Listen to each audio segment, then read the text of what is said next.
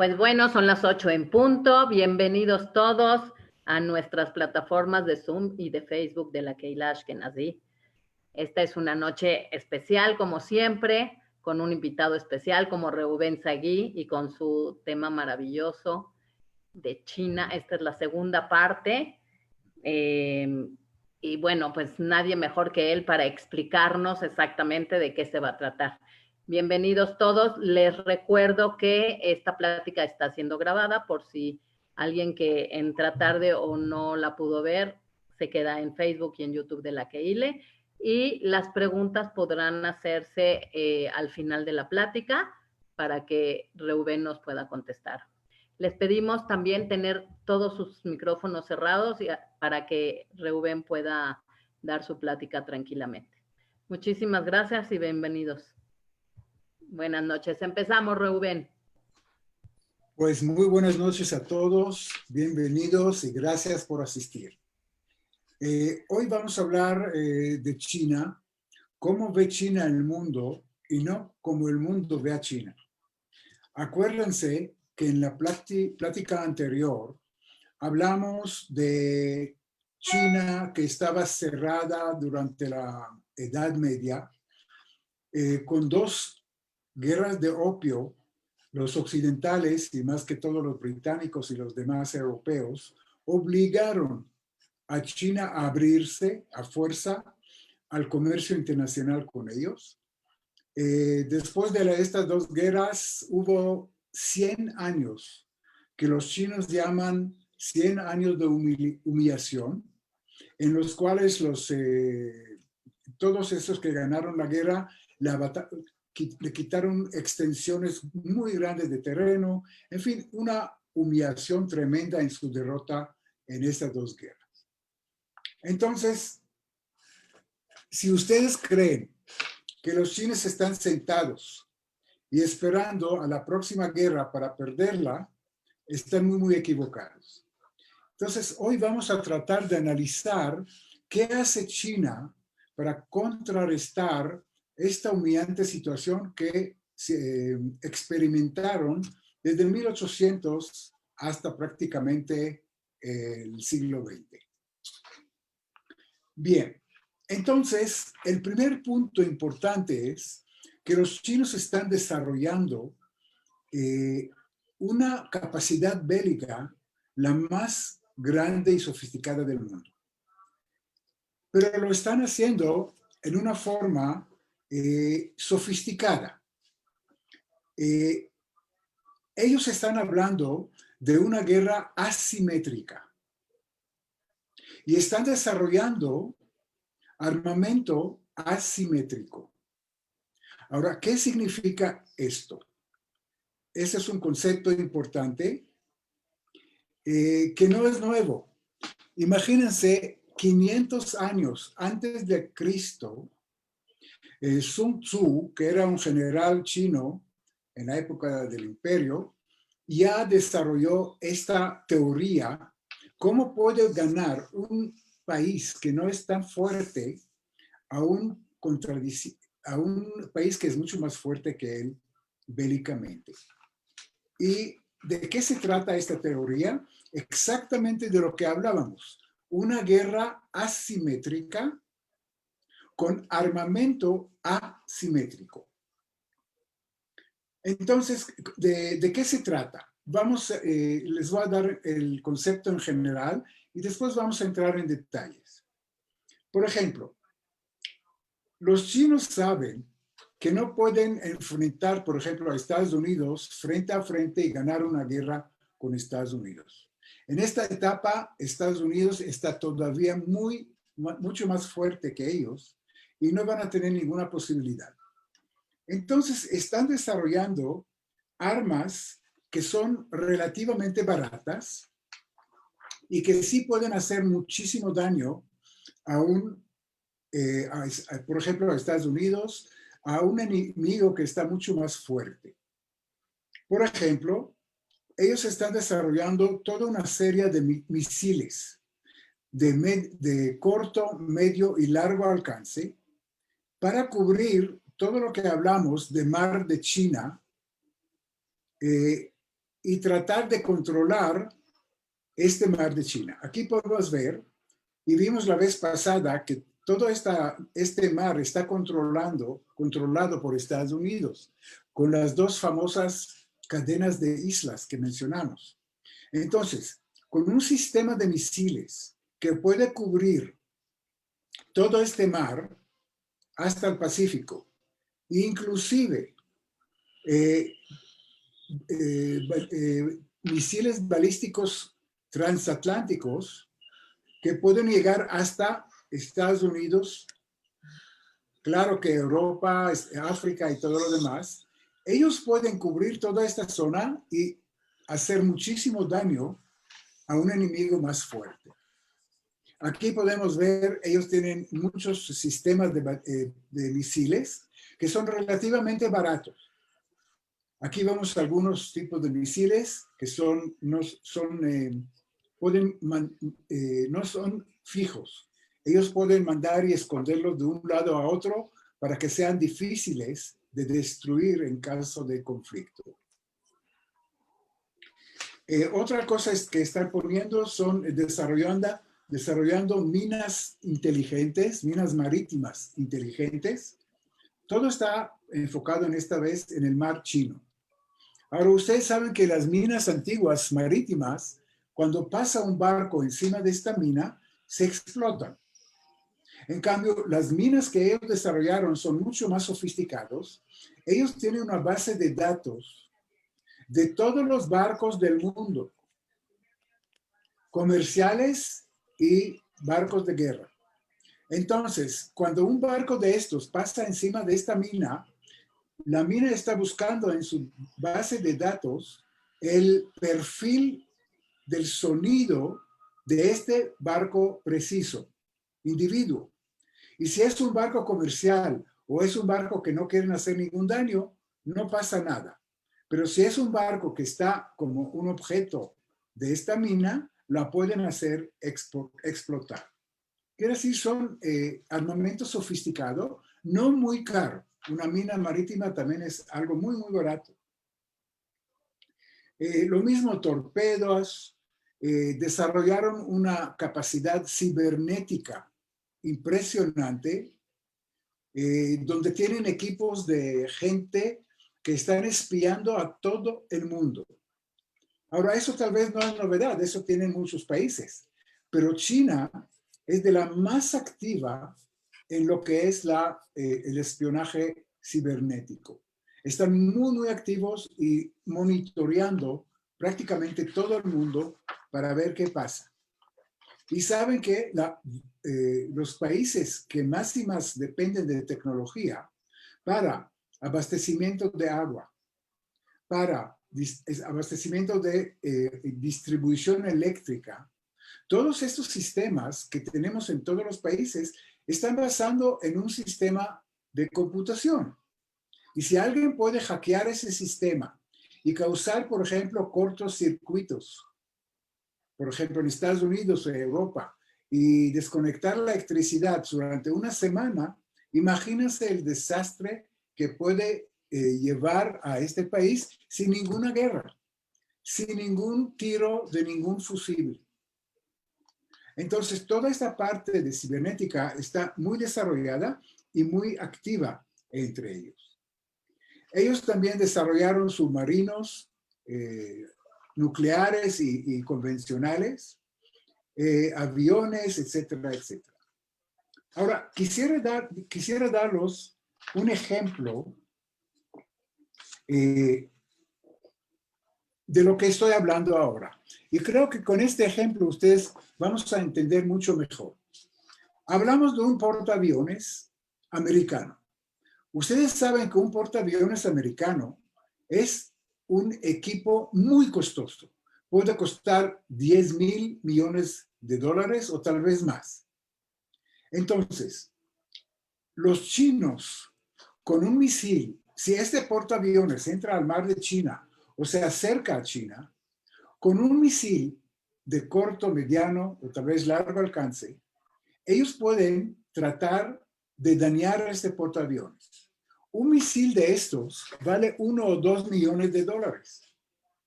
comparando con 10,000 millones de dólares del mismo portaaviones. Entonces, pueden mandar 50 misiles, 100 misiles sin ningún problema para tratar de hacer mucho daño a este portaaviones. Y a esto me refiero a la guerra asimétrica. ¿Ok? Entonces, con este ejemplo creo que ya entendemos. Ahora, el objetivo de los chinos no es ganar una guerra contra Estados Unidos, pero sí, ellos quieren subir el precio de la intervención americana en el mar de China y en Asia Pacífica, en Asia del Sur, cuando tienen ellos tratados con muchos países. Tienen tratado con Filipinas, con Vietnam, con Japón, bueno, con todas esas de mutuo acuerdo de defensa. Pero si los chinos van a poner el costo de intervención americana muy, muy alto, en otras palabras, si la flota americana, con sus portaaviones y todo, se acercará a estos mares para apoyar a sus aliados, cuando el costo va a ser muy alto y pueden sufrir mucho daño, van a pensar dos veces hasta qué punto van a llegar a apoyar a sus aliados. Y ya a continuación le voy a dar uno o dos ejemplos que esta estrategia funciona. Los chinos están haciendo cosas para probar la paciencia de Estados Unidos y lograron hacer cosas que Estados Unidos se quedó callada, se quedó quieta por el costo tan alto alternativo de intervenir en el que no es conflicto, por lo que está haciendo China.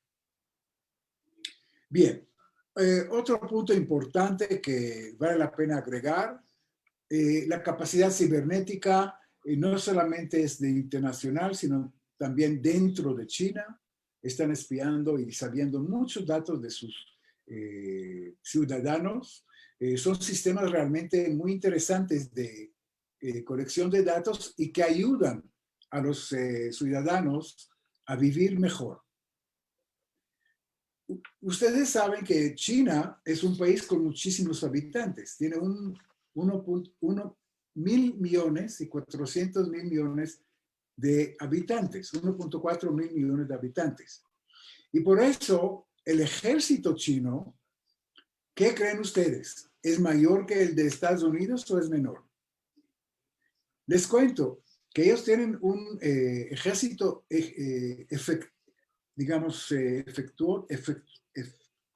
un ejército activo de unos 2.3 millones de soldados. En cambio, Estados Unidos tiene 1.3. Con las reservas tiene otro 0.5. En otras palabras, la magnitud de este país también hace que tiene una fuerza muy grande. Entonces, hasta ejército tienen hoy día mayor que Estados Unidos. Entonces, ese es el concepto de la guerra asimétrica y del armamento asimétrico. Y la pregunta que todos vamos a hacer es, a ver si tenemos, la pregunta es esta. China va a seguir el camino pronunciado por ellos, que le llaman Peaceful Rise, un desarrollo pacífico con los objetivos de proteger su patria y proteger sus rutas marítimas. Hemos visto que depende mucho de las rutas marítimas. Entonces, ¿esa es la verdad?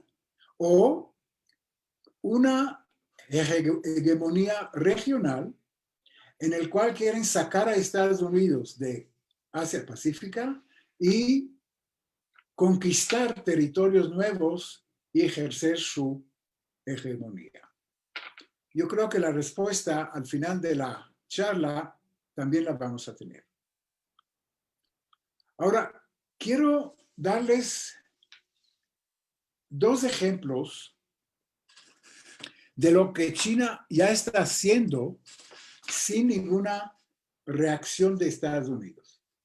Mira, hay dos cadenas de islas, Una se llaman Paracel, que son estas, en este círculo rojo, y que pertenecen a Vietnam. ¿Ok? Hay otro grupo de islas que se llama Spratly, que pertenecen a las Filipinas. Entonces, este grupo de islas, la mayoría ni son habitables. Son islas que, digamos, de punto de vista de mar territorial, están de Vietnam y Filipinas. Muy pocas están habitadas. Entonces, en estas islas, aquí los vemos otra vez, Paracel están cerca de Vietnam y Spratly están cerca de las Filipinas. Les voy a mostrar una isla de estas. Esto era de Vietnam. Es una isla que no estaba habitada, una isla que es una pequeña playa y nada más. Fíjense lo que hicieron los chinos en este tipo de islas. Simplemente no conquistaron, ocuparon una o dos o tres, algunas islas de estas, y construyeron bases navales impresionantemente grandes. Eso es una, donde vemos que construyeron una pista de aterrizaje de 2.5 kilómetros para cualquier avión moderno y grande. Han construido 3 puertos, no uno, 3. Aquí hay 1, 2 y 3. Les cuento que el peculiar de estos puertos es lo siguiente. A una distancia muy corta desde la playa, muy corta, la profundidad del océano allá llega a 3,000 metros de profundidad. ¿Por qué es tan importante? Porque los submarinos chinos pueden entrar y salir del puerto casi sin ser percibidos, porque pueden ir a profundidades muy grandes hasta casi llegar al mismo puerto. Aquí tenemos otra foto de este puerto. Aquí vemos los 3 puertos que vimos, 1, 2 y 3. Aquí vemos toda la base que construyeron, bases de misiles, hangares de paraaviones y todo lo demás. Aquí vemos la pista de aterrizaje. En fin, es una base naval par excellence, una base importante, muy cerca ya a todo navío o a todo que quiere meterse en el mar de China. Y de este tipo han hecho no una y no 2. ¿Qué hicieron Estados Unidos? Hasta la fecha no pasó nada. Entonces la estrategia esa de la guerra asimétrica, y con eso resumo, y los armamentos asimétricos, hasta la fecha está funcionando. Y a pesar de que Estados Unidos tiene tratado de mutuo defensa con algunos países de Asia, los chinos poco a poco están dando pasos adelante sin que haya una reacción importante de los americanos. Yo creo que con esto podemos dejar esta parte, que es muy importante, viendo cómo China está preparándose para un conflicto en el futuro. Quisiera entrar ahora en otro tema muy importante que es uno de los proyectos o el proyecto más grande que existe hoy día en el mundo. Y me refiero a esto. No sé si alguien puede identificar de qué se trata. Si alguien quiere comentar y si no, lo haría yo. Pues aquí vemos un dibujo de la vieja ruta de la seda. Esta ruta de la seda funcionó desde el siglo II o III después de Cristo hasta el siglo XIV o XV. Quiere decir, eran caravanas que llegaron desde Xi'an, desde China, hasta Constantinopla, en Europa y llevaron mercancía de China, de India y de otros puntos hacia Europa y viceversa. Entonces les quiero decir que China reinventó el viejo camino de seda y lo reinventó y le puso un nuevo contenido al mismo proyecto. Hoy día le llaman el Belt and Road Initiative, quiere decir, les voy a decir lo que es. Planificaron 6 rutas terrestres hacia Europa y de ahí a Estados Unidos. Aquí vemos 1, 2, 3, 4 y uno que va hacia al sur, que va a Vietnam, a Camboya, toda esta parte sur y también a la India. Esas son las rutas terrestres. Pero también inventaban la ruta marítima, que tal vez es más importante. Y es una ruta que va desde China por toda esta parte y llega otra vez hacia Europa, Mediterráneo, Europa, para poder sacar la mercancía e importar mercancía que tienen ellos. Aquí podemos ver un poco más en detalles las rutas terrestres. Las rutas terrestres comprenden carreteras, trenes, etc. Hay una ruta del norte que va por Rusia y llega aquí a Polonia, Alemania, a Europa. Hay otro ramal que va más al sur. En fin, hay varios ramales, partes son carreteras, partes son ferrocarriles y que se ha desarrollado por China. A continuación, entramos en un poco más de detalles, pero ahora en general. Y aquí vemos a la famosa ruta marítima que va por Singapur, por Hong Kong, Singapur, Sri Lanka, va por Somalia, Etiopía, Djibouti y llega al mar Mediterráneo para llegar a Europa. Ahora, lo sorprende, entonces ya tienen idea de qué se trata.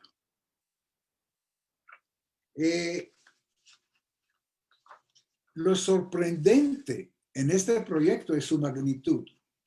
Fíjense, este proyecto abarca 68 países, casi 70 países, por un lado. Por otro lado, abarca 65% de la población mundial. Más de la mitad de la población mundial va a estar conectada a esta ruta de seda nueva. Es algo increíble. Y estamos 60%, estamos hablando de 3.000 millones de personas. Bueno, y también va a abarcar el 40% del Producto Interno Bruto mundial. En otras palabras, un proyecto de tanta envergadura el mundo no ha visto en su vida, en su historia. Ya tiene 1.700 proyectos en ejecución y ya se invirtieron billones, no millones, billones de dólares en este tipo de proyecto. Vamos a entrar un poquito más en detalles porque es un proyecto muy importante. China ya invirtió en Asia Pacífica, en Pakistán, Nepal, Sri Lanka, Bangladesh, Afganistán, etcétera, etcétera.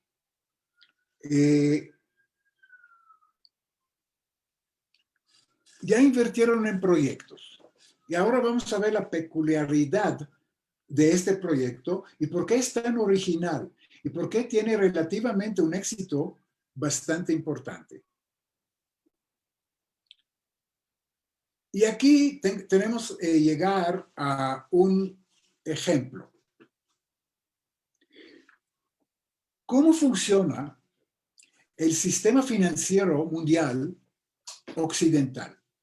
En otras palabras, hay un sistema de bancos privados, hay un sistema de bancos a nivel países como el Banco Mundial o el Fondo Monetario Internacional que prestan no a individuos, sino prestan a países.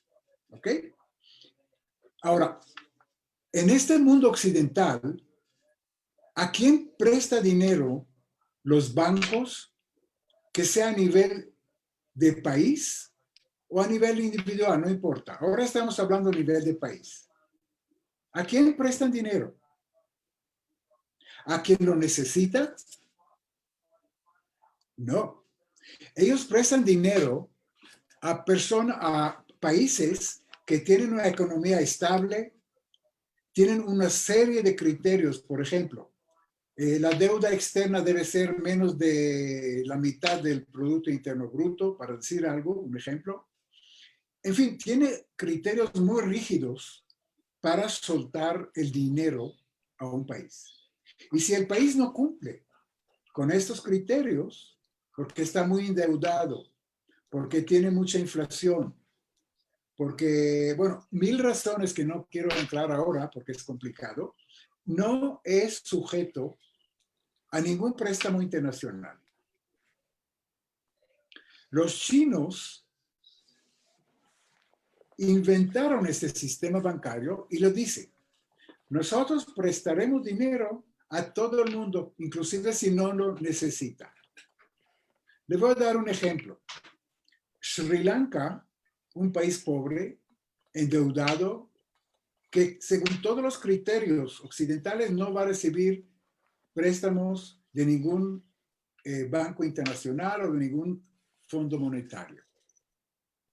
Los chinos llegaron a Sri Lanka y le dijeron: mira, nosotros tenemos interés en construir un puerto en su país. ¿Por qué? Ahora lo vamos a ver, pero espérense. Usted y yo sabemos que no tiene ninguna garantía para darnos.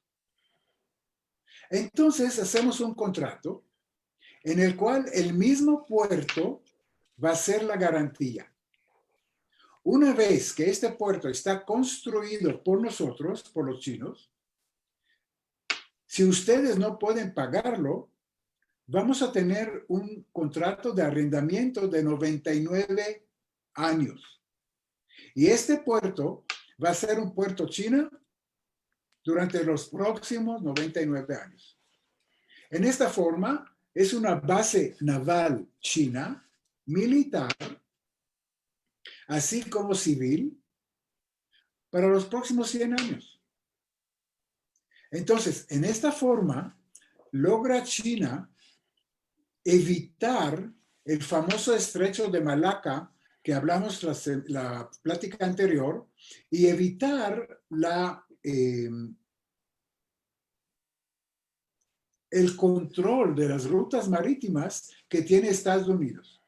Y está creando nuevas rutas marítimas. Pero lo genial en este proyecto es que ellos prestan a países que sí lo necesitan y no tienen capacidad de hacerlo. Bueno, le voy a dar otro ejemplo. Con esta ruta de seda, fíjense, ese es un mapa de Europa. Aquí vemos Europa, Rusia y todo lo demás. Ellos prestaron dinero a la mayoría de los países europeos pobres. Quiere decir, país como Portugal, país como Europa del Este. No estamos hablando de Alemania, ni Francia, ni Estados Unidos, perdón, ni Inglaterra. Pero países europeos pobres, todos están beneficiándose de este proyecto. No vemos el plano, Reuben. ¿Cómo? No estamos viendo el plano. Ah, ya, sí, se me olvidó a compartir, perdón. Y gracias por la observación. Creo que será. No. El de Europa. Sí, sí. Siempre tengo el mismo problema acá con compartir. Perdón, un segundito.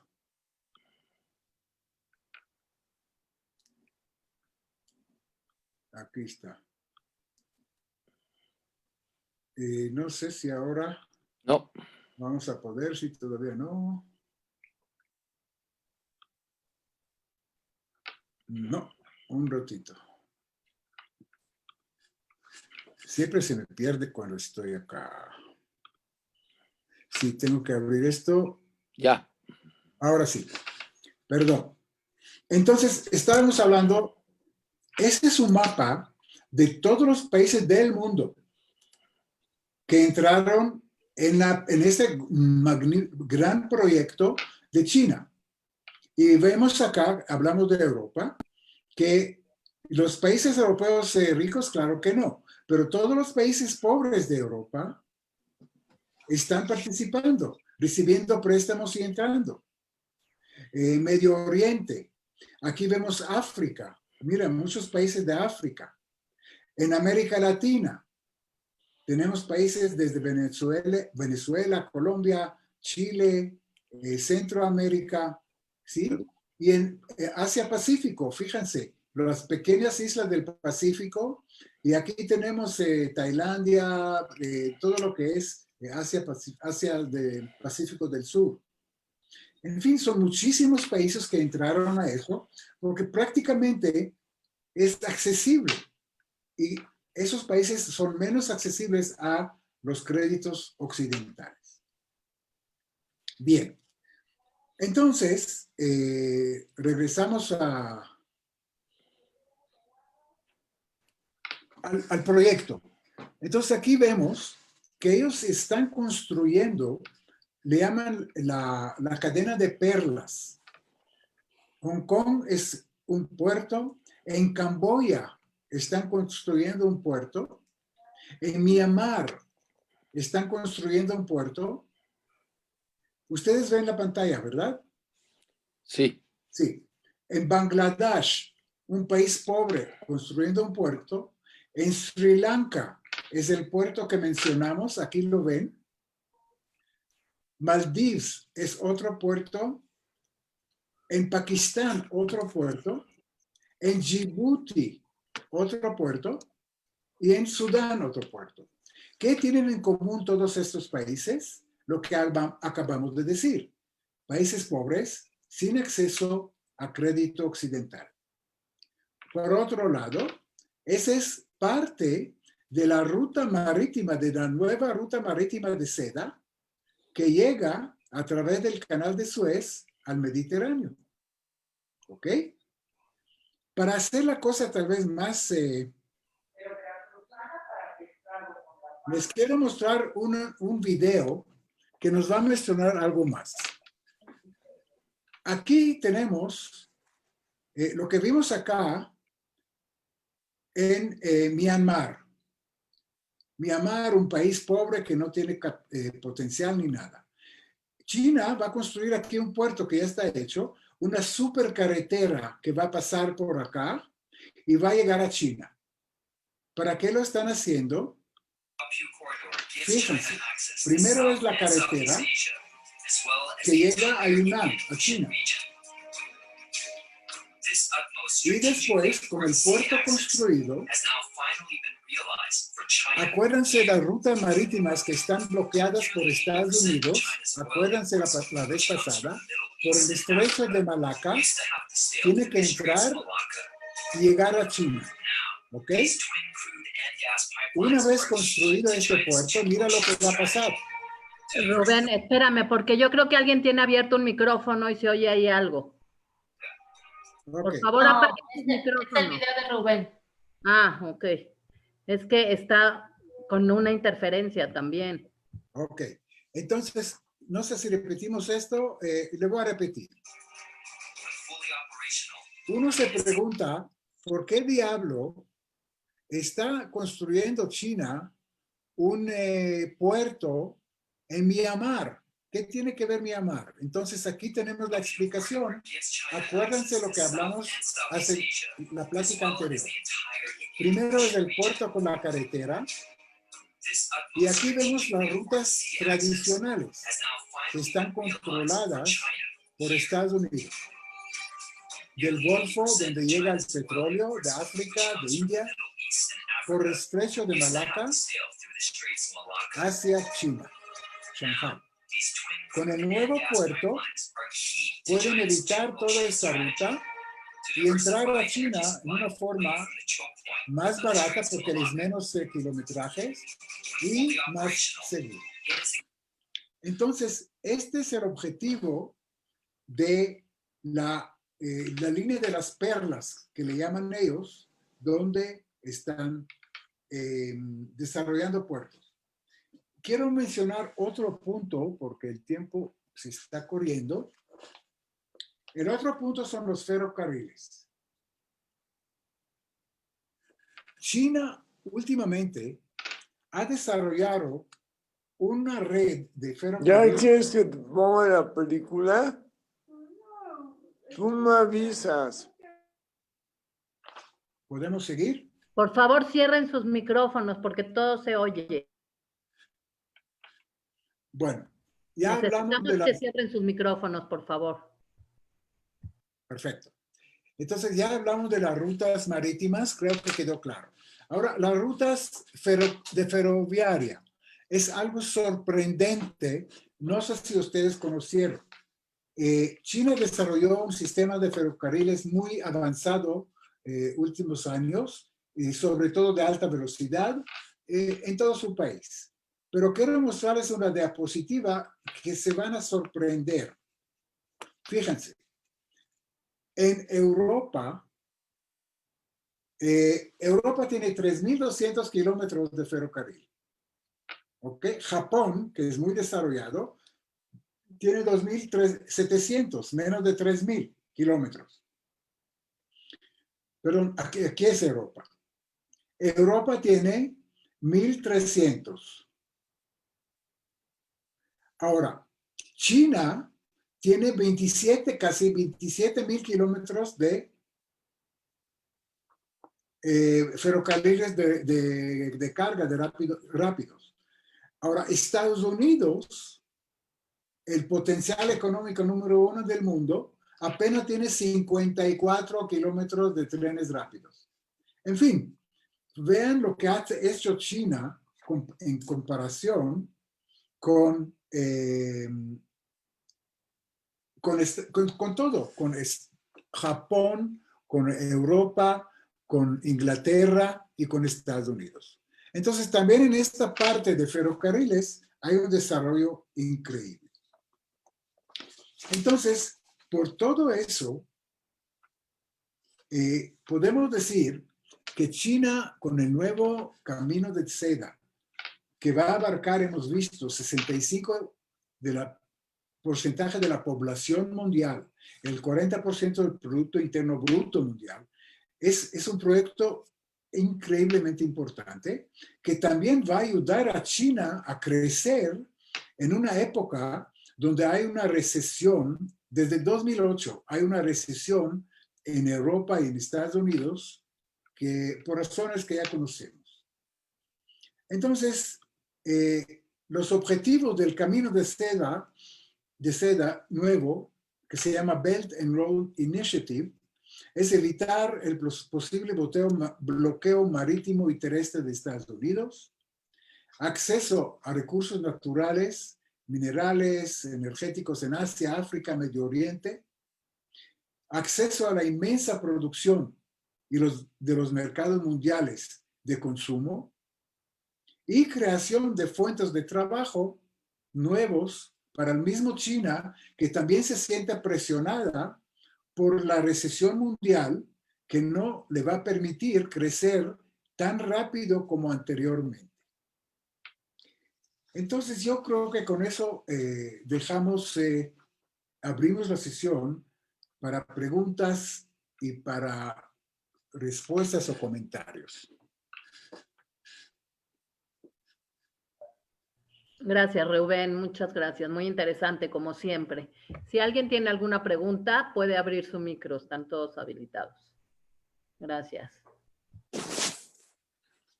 Yo quisiera preguntar, ¿entonces China nos va a dominar al mundo? Definitivamente sí. China está en un camino bastante acelerado para ponerse el número 1 del mundo.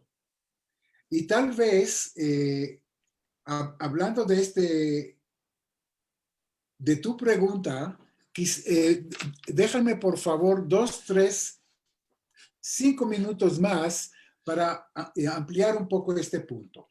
Y quiero compartir otra vez la pantalla. Y para que pueden ver,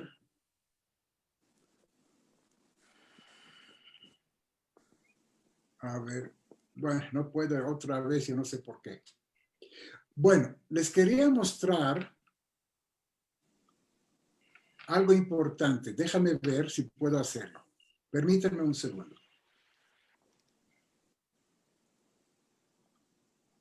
A ver, ahora compartir. Ahora ven, ¿verdad? Sí. Ok. Sí. Bueno, para ampliar un poco el punto de la pregunta, les cuento que Deng Xiaoping es el primer presidente en 1978 que se abrió al mundo, que se dio cuenta que China no puede seguir el camino comunista que trazó Mao Zedong y cambió el rumbo de China.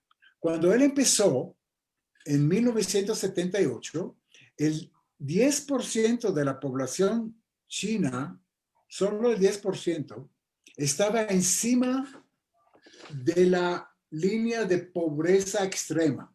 90% de la población estaba bajo de esta línea. Solamente en 2014, que no es mucho tiempo, ahora es al revés.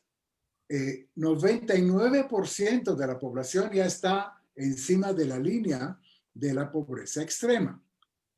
Ahora, me preguntaste si China va a dominar el mundo. Mira, en 2004 hablamos de economías. La economía de Estados Unidos era mucho mayor que la de China. En 2014 eran casi iguales. En 2024 o antes ya va a ser más grande. Les voy a mostrar otro gráfico sorprendente. Mira el producto doméstico, producto doméstico por país. China va a tener el 34% en 2030. 34% del Producto Interno Bruto del mundo. Si hablamos acá, Estados Unidos tendrá el 13%, la tercera parte. ¿Ok? Y, perdón, aquí estamos, 15%. ¿Ok? Y Europa va a tener el 13%. India, también un gigante, va a tener el 19%. Pero fíjense en China. Ahora, ni hablar de los demás países. Otro ejemplo rápido les voy a dar. La producción de coches hoy en día. En China hablamos de casi 30 millones. Estados Unidos, 11 millones, una tercera parte. Japón todavía menos, 10 millones, y India. Perdón, una pregunta. Sí. ¿Qué porcentaje de la población mundial tiene China? A ver, te lo hago rapidito porque China tiene, permítame que, para hacer el cálculo. 1.400.000. A ver, estamos hablando de 1.4 billones dividido para, ¿dónde? 7.5 billones. 19%. Entonces, el 19% tendrá en 2013 34% del Producto Interno Bruto. Ahora, otro punto. Sí. Sí, gracias. Ok. Otro punto muy interesante que quisiera mencionarles.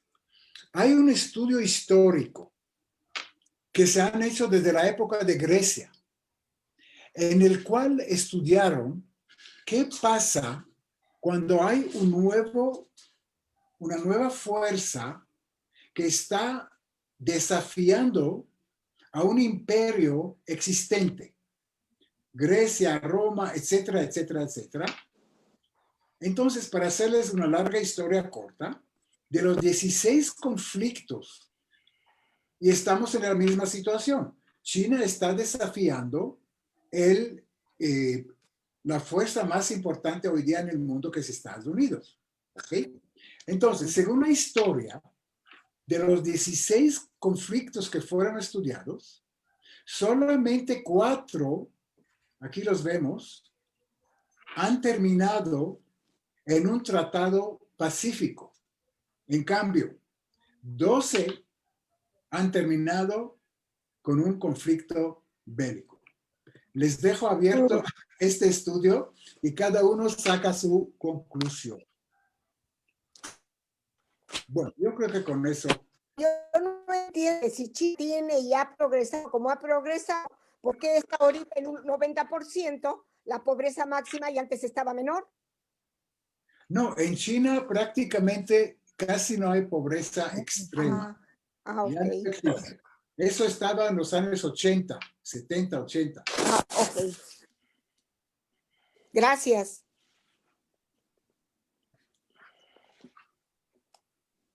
Sí, Philip, por favor. Rubén, muy interesante tu plática que complementa Sí. muy inteligentemente la primera parte. Uf. Tú podrías ver que en el plan que tienen de dar arrendamiento por 100 años, eso implicaría quizá un tiempo que ellos calculan que en 100 años ya dominaron la situación. Es decir, que con la ruta marítima, te corrijo, se llama el collar de perlas. Gracias. Y sí. Y pues la ruta de la seda, pues está muy conocida de todos nosotros en la antigüedad, y el hacerlo nuevamente, pues sin embargo, a pesar de que tú dices de que tienen construido una cantidad de ferrocarriles enormes y toda la inversión que han hecho, sin embargo, mi pregunta es, ellos mismos se han de haber endeudado enormemente para hacer esto. Y también están las noticias de que muchas ciudades chinas que han tenido que construir a lo largo de esta ruta de la seda están vacías, no tienen gente para poder colonizar toda esta cantidad de ciudades que han construido. Es un fenómeno que también le sucede. Entonces la pregunta es, económicamente, ¿podrán llevar a cabo todo esto? Tienen la ventaja, como tú señalas, que desde el punto de vista militar, que es lo más costoso, dada el desarrollo de guerra asimétrica, pues les cuesta muy barato. La comparación del misil con el portaaviones es dramática. Sí. Pero ellos mismos están construyendo portaaviones también. Sí. Y está la China continental y está ahorita Formosa. Hay muchas cartas que pueden voltearse contra los chinos mismos en un momento dado. Bueno, entonces déjame contestarte. Tiene mucho lo que dices, pero hay un pero muy grande. Los chinos son muy prácticos y muy egoístas y no hacen favores a nadie. ¿Y por qué lo digo? Por ejemplo, en este puerto de Sri Lanka, llevamos esto como ejemplo y le voy a dar unos más. En el puerto de Sri Lanka, todo el material, el acero, el cemento y la mayoría, el 99% de los materiales llegaron desde China. Quiere decir, China se benefició de todo el abastecimiento de este material, como si fuera construido en su país. 2. La mayoría de la mano de obra sofisticada o de más nivel, ingenieros y mucha gente de alto nivel, eran chinos. Había casi ciudades de chinos que vivieron en Sri Lanka y se dedicaron a la construcción de este puerto, que ya está terminado. Entonces, los beneficios de Sri Lanka como consecuencia de la construcción de este puerto, yo no digo que eran cero, pero eran no el 100% lo que nosotros pensamos cuando tú piensas en una obra grande. El mismo fenómeno podemos ver cuando chinos construyen fábricas, por ejemplo, en Camboya, en Tailandia, en India, etc. El equipo viene de China, los ingenieros que trabajan en la fábrica son chinos, reciben un sueldo de China. Quiere decir, otra vez, la mayor parte del beneficio regresa al país chino. Pero sí es verdad lo que tú dijiste, que a pesar de todo lo que dijo ahora, sí, son proyectos costosos. Hay algunas personas que dicen que el ritmo de construcción de la seda, de la nueva ruta de seda, no está tan rápido como está previsto. Pero en cambio, en algunos países como Kirguistán y los países de Asia Central, han hecho carreteras y trenes, puertos terrestres y todo, y ahí sí funciona, porque estos países tienen interés de entrar a Europa y ahora están sacando el gas que tiene Asia Central, tiene mucho gas, muchísimo. Entonces, ellos construyeron gasoductos hacia China antes que se vaya hacia Europa. Entonces, estos países de África, de Asia Central, también se beneficiaron de todo eso. Pero es verdad, hay un fenómeno en China, y no solamente a lo largo de la ruta. En muchas ciudades en China, hay ciudades enteras que están vacías, que todavía no pudieron poblarlas, y se espera de hace algunos años una crisis inmobiliaria muy grande que el gobierno chino poco a poco trata de controlar. Hasta ahora lo pudo. ¿Qué va a pasar? No sé. Pero sí hay muchos desafíos en China. No solamente eso. Le digo solo uno. El desafío demográfico. China va a tener una población envejeciente cada vez más por esta famosa política de un niño por familia. Entonces, para los años 2030, se espera una gran escasez de mano de obra, de gente joven, y por otro lado, una carga muy grande de gente vieja por el seguro social, por salud y todo lo demás. Pero ellos llegarán al puente y lo van a cruzar, van a buscar una solución. Sí.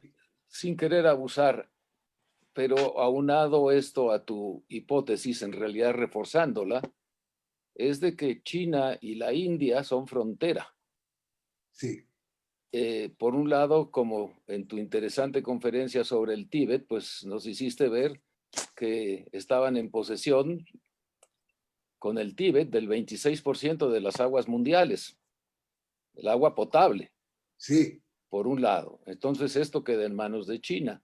Y al estar asociados con la India, en cierta manera, al ser vecinos y tener un Producto Interno Bruto tan importante los dos, pues te encuentras que representarían hoy el 53% del Producto Interno Bruto mundial. Claro. Entonces esto para abonar a tu hipótesis de que China sí tiene posibilidades también, por otro lado, también tiene ases en la manga, muchos. Claro, tiene razón. Y tal vez otra observación, la pregunta que yo les hice, si China va por el camino pacífico, tranquilo, o va por el camino no bélico, pero de presión. Ahora imagínense, todos esos países que entraron en los proyectos de la Ruta de la Seda, en cierto modo están comprometidos con la China. Todos los países que dependen del agua de Tíbet, que es casi el 50% de la población mundial, el que escuchó la plática de Tíbet, otra vez están en manos de los chinos. Entonces, muchos países como México, como Israel y como otros, no llegará el día donde tiene que tomar la decisión con quién vamos, con China o con Estados Unidos. Y la decisión no va a ser fácil. Entonces, yo creo que China sí va a presionar para tener un grupo de aliados, dependiéndose de ella, de China, cada vez mayor. Sí. Entonces hay que empezar a aprender a hablar chino. Así es, así es. ¿Va a suplir el idioma americano, el idioma chino? De punto de vista Mundialmente. difícil, porque los chinos se dieron cuenta que su idioma es tan complicado que al revés, ellos se preparan y están hablando cada vez más inglés que antes.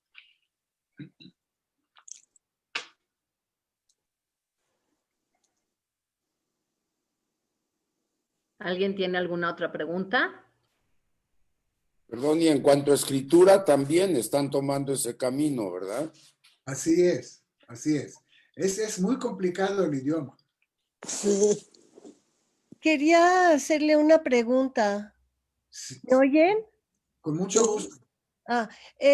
Quería saber si este modelo que está tomando China, previamente en los años 1800, cuando entraron los ingleses, ¿no hicieron lo mismo con ellos?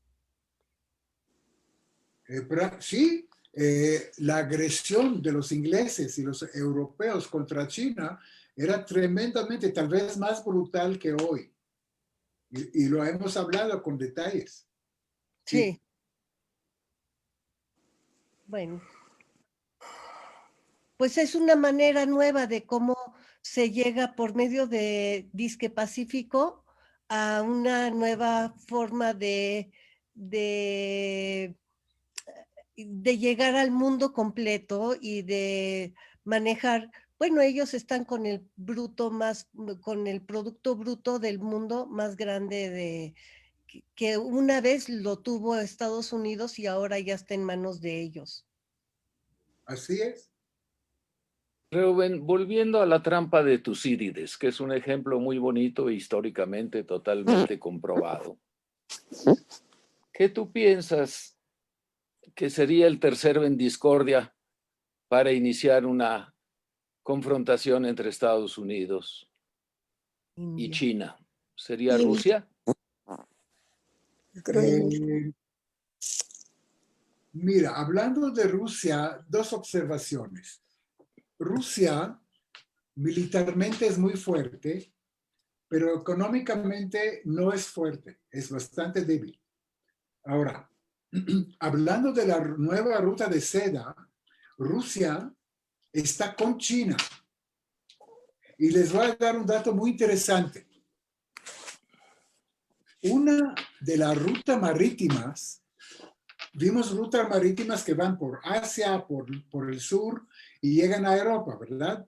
Una de las rutas marítimas que van a desarrollar y ya lo están haciendo es una ruta marítima del norte, del mar Báltico. Quiere decir, de Shanghái va a subir hacia el norte por Rusia y por Rusia, por el mar Báltico, va a llegar a Europa. Ahora, ¿por qué nunca fue posible anteriormente? Por el cambio climatológico. Todo este mar estaba congelado durante muchos meses durante el año. En cambio, últimamente, por el calentamiento global, los rusos lograron con sus barcos potentes de rompehielos hacer rutas en este mar Báltico que están abiertos todo el año. Y la cooperación china-rusa en ese sentido, claro que Rusia tiene muchísimo interés que parte de esta ruta de seda o esta, ¿cómo le llama? Collar de perlas, pasará por ellos también, porque va a beneficiar mucho a los puertos del norte de Rusia y a la misma Rusia. Entonces, en ese sentido, Rusia está con China 100% y están colaborando para abrir esta ruta del norte. ¿Qué tú sabes del gas? Porque Rusia tiene un potencial y una riqueza enorme escondida ahí en gas. Enorme. Sí, sí. De hecho, se calcula que si vamos por gas, el planeta tiene gas para los próximos 300 años a un consumo incrementado. Entonces, China no tiene mucho gas, casi nada. Y Así por es. otro lado, Europa tampoco. De hecho, hay una crítica enorme y un enojo enorme de Estados Unidos por el segundo ducto, como nos explicaste que estaba construyendo Rusia hacia Alemania. Sí. Y no les gusta ver que este segundo ducto enorme, porque ven mucho ya Alemania y parte de Europa, porque Alemania en Frankfurt sería el que estaría empezando a distribuir a toda Europa el gas. Entonces, ¿cómo tú ves que si este gasoducto también lo extienden hacia China con esta nueva ruta? Claro, es otro campo amplio de colaboración de Rusia y China. Rusia tiene mucho gas y China es deficiente. China hasta hoy aprovechó el gas de Asia Central, pero sí le hace falta más y más. Y eso es otra colaboración de China con Rusia. Entonces, hay muchos lugares donde los intereses de Rusia y China están solapándose y en eso van a colaborar, porque los rusos y los chinos son prácticos. Ellos ya no van por ideología de liberalismo, si el país no es democrático no me voy a meter con él. No, el asunto es pragmático. ¿Me conviene? Bien. ¿No me conviene? No. Y políticamente, ¿tú piensas que puede sobrevivir este sistema dual tan original, que son el único país comunista que sobrevive con un sistema político dictatorial y con una economía de libre mercado? La verdad que no sé. El hecho es que ya está coexistiendo bastante tiempo. Ahora, yo no creo que China tiene aspiraciones colonialistas. No quieren ni conquistar a Estados Unidos, Europa, etc. Ellos quieren economía.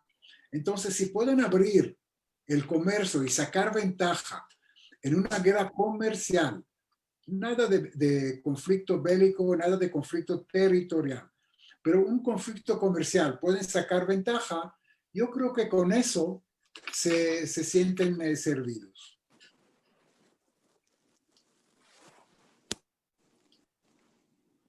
A la hora que llegue otro gobernante chino que sí quiera la guerra, a ver qué hacemos.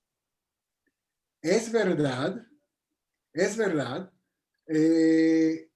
Un dato que Xi Jinping ya cambiaron la constitución de China y antes se cambiaba el presidente cada 5 o 10 años máximo.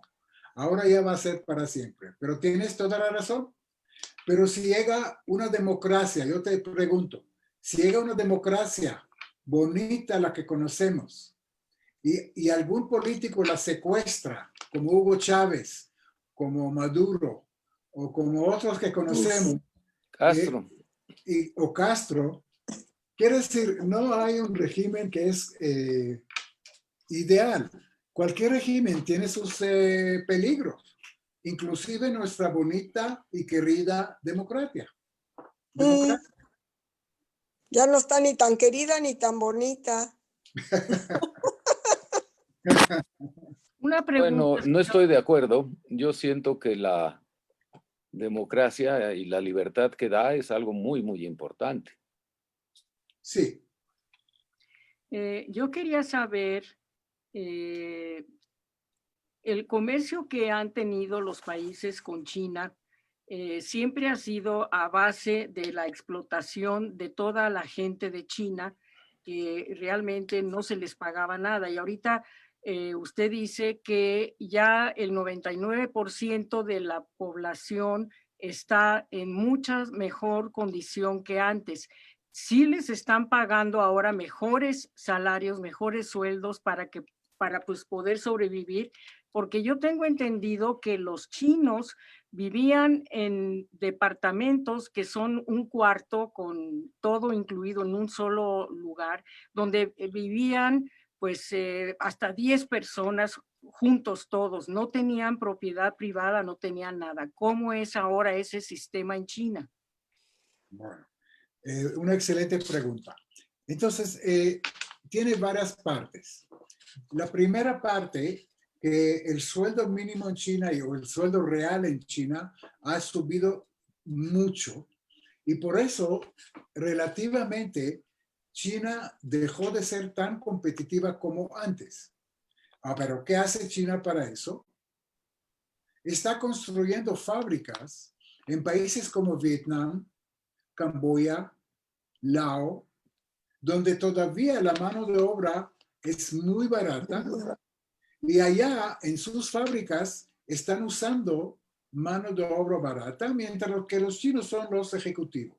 Igual como ha hecho Japón con otro, en los años 50, con otros países de Asia. Quiero decir, es el mismo proceso.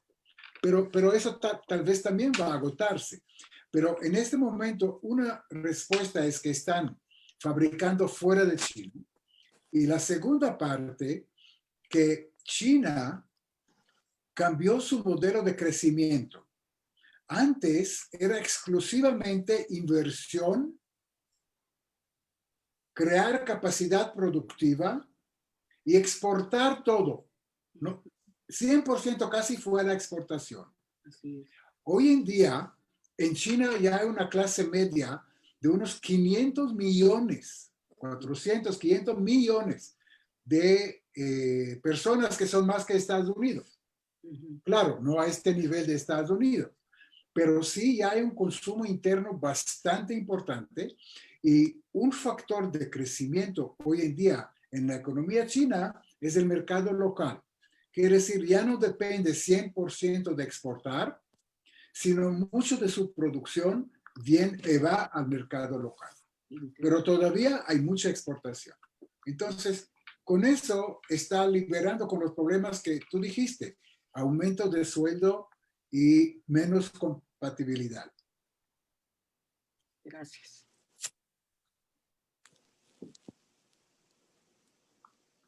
Les quiero contar una anécdota.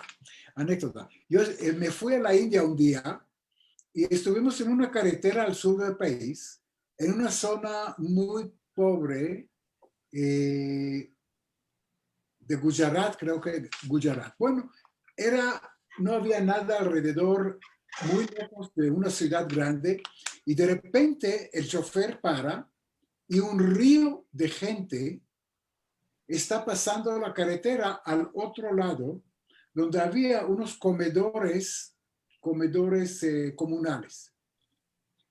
Y le digo al chofer, oiga, ¿y qué pasa aquí? ¿De dónde cayeron toda esta gente? ¿Cayeron de Marte o qué? Dice, no, aquí hay fábricas en esta zona enormes que los chinos construyeron en India, un país donde tiene muchos problemas. Y están fabricando, no sé si era textil o algodón, pero eran otra vez obreros indios que reciben $1 por día, muy barato, y los ingenieros y los ejecutivos son chinos. Pero les digo, era un río de gente que salió de las fábricas para comer al otro lado de la carretera donde tenía sus comedores. Algo increíble.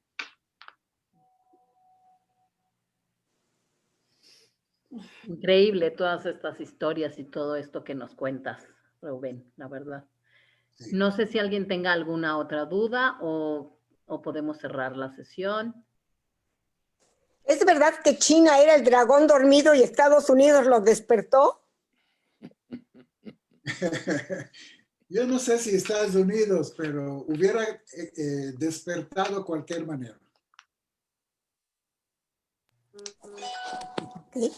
Bueno, pues muchísimas gracias, Rubén. Muchísimas gracias a todos los que están aquí con nosotros, tanto en Zoom como en Facebook. Mil gracias, Rubén, como siempre, muy interesante. Y primero Dios, pues nos vemos para la próxima, que seguramente será un tema también muy interesante, como sueles hacerlo. Pues les agradezco muchísimo a todos y a Anita sobre todo, y hasta la próxima vez. Muchas gracias, gracias a ti, gracias a todos, que descansen. Interesantísima la plática, el concepto. Muchas gracias. Gracias, Moishe. Gracias. Gracias. Una plática Felipe. interesantísima. Nos vemos, Moishe, que estés bien. Igualmente. Gracias, bye. Muchas gracias, gracias.